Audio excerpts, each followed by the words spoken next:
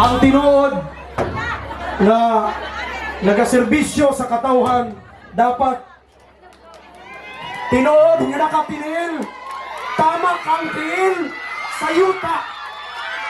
Watay pwedeng kapasigarbo sa atong kaugalingon.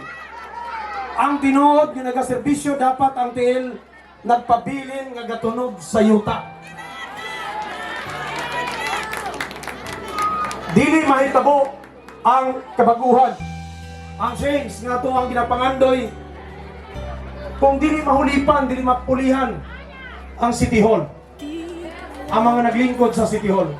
Tinuod nga na daghang problema ang syudad, pero dili na ito masulbad ang problema sa syudad kung pareho nga solusyon, pareho nga formula sa solusyon ang atong ibutang sa City Hall. Kinahanglan na ito ang change, ang kabaguhan. Si Elmer Catulpos, uban ng pamilyang M, ang bagong vision o bagong solusyon.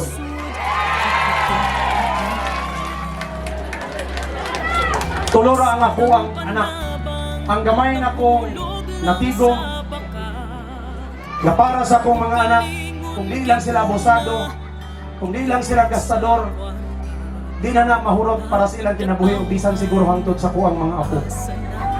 Kini nga akong desisyon na mudagan pagkamayor sa syudad. Usa ka desisyon nga akong gisugan ang akong kinabuhi para kaninyo.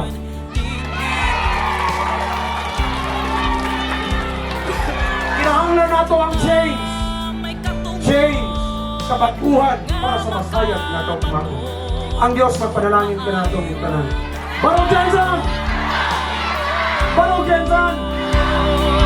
Maghiusan na kita sa kabaguhan uban ta magmaisugon alang sa bagong ugma.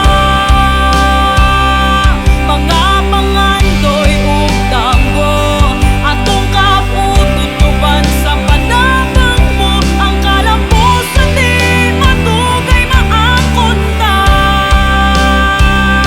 Maundang ng pagtulong sa luha, pulihan sa pahiyong sa mga bata ug ang kalambuan mapananta.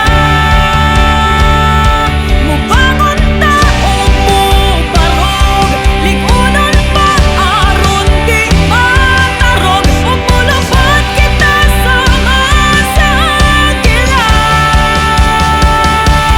Maghiusan na kita sa kabaguhan uban ta Isa na kita sa kalambuan. Mag-uban tao, we aim for change, we aim for change. Barog Jensen! magmamandoy